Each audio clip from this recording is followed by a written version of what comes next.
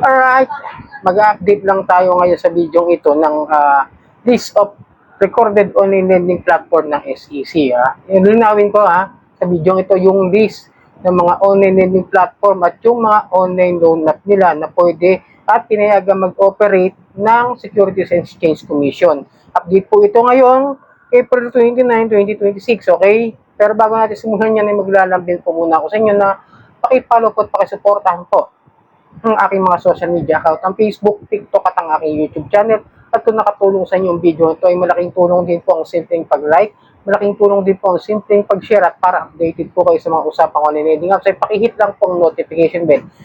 Disclaimer, hindi po ako nanghihikayat na mangutang kayo dito sa mga online loan apps. Ako po ay nagbibigay lamang po ng payo, gabay at patnubay kung paano nyo haharapin ang mga suliranin na ginagawang paglabag sa at mga abusive and unfair debt collection practices nitong mga online loan apps. At hindi po ako abogado, ako po yung simpleng mamamayan na kagaya nyo, nagre-report lang din po ng mga abusive and unfair debt collection practices na ginagawa nila. At hindi rin po ako nanghihikayat o nangungonsinti na huwag magbayad ng utang. Okay? Linawin ko lang po. Pero bago natin simulan, linawin ko lang.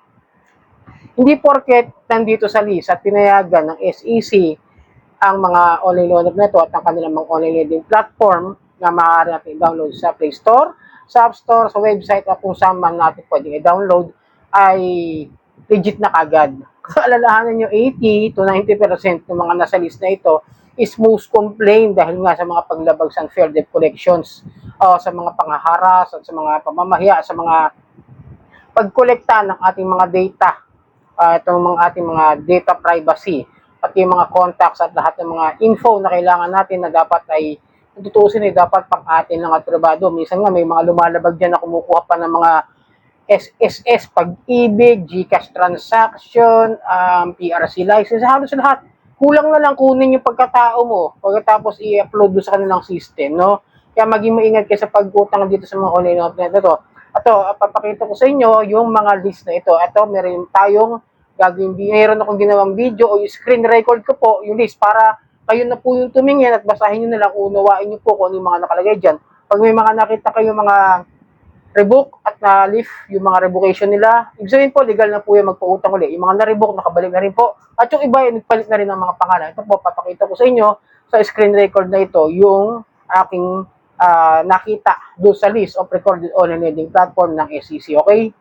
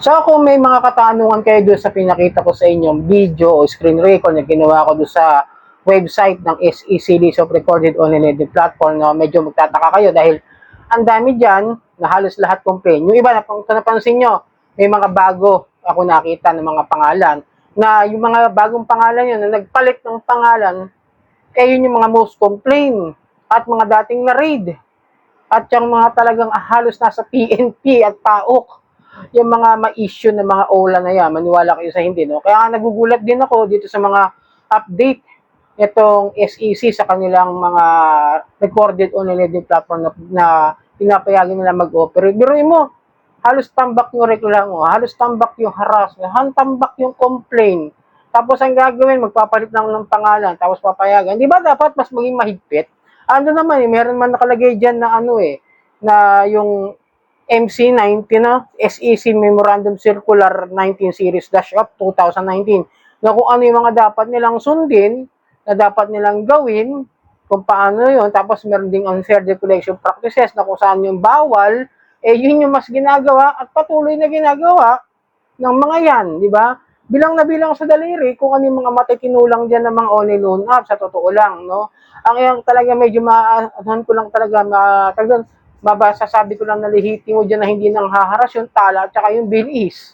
No? Yung kasyalo, medyo may experience ako dyan, may overdue ako dyan, pero wala rin naman ako nararanasang harassments, no? At yung iba talagang halos estilo na lang talaga, magpalit ng pangalan, maribok, tapos ibabalik ng SEC, yung gagawin, penalty na lang nila para makabalik yung lisensya. Ang nawala lang talaga dito ng matagal, itong si Digido eh. No? Ngayon, si Digido, dahil nawala, yun, andyan pa rin sa list ng SEC, si Big Loans update, di ba? Gayong, ang dami rin naman complaint dyan sa Big Loan na yan, pero wala rin. Parang, ewan ko lang, no? Hindi ko alam kung anong proseso ng SEC sa kanilang mga alituntunin, kasi kung paano nila pinapayagan yung mga ganyang mga klase ng mga OLA, ng dami ng reklamo, pero patuloy pa rin na nag-ooperate at nagpapautang pro online. Tandaan nyo, kapag yan, nasa list na recorded online lending platform, meron yang primary at saka secondary license. Ewan ko lang doon sa apps, bakit lagi nakalagay I9, ewan ko bakit. Pero alam ko, sa pagkakaalam ko, third stage na po yan, o last stage na po yan, para payagang magpautang online yung mga OLA dyan sa mga website, Play Store, tsaka App Store, tsaka kung saan man pwedeng yung i-download at mag-operate sila ng pautang. Pinapayagan po yan. Pero syempre, hindi ako kakampi sa mga abusadong online loan na ulitin ko, no? Maging maingat kayo sa pangungutang dito sa mga online to. Lagi nyo isipin yan. Mas mabuti ng iwasan kaysa maging problema sa kinabukasan. Sana nakatulong ang aking update ngayon sa list of recorded online lending platform ng SEC. Maraming po salamat.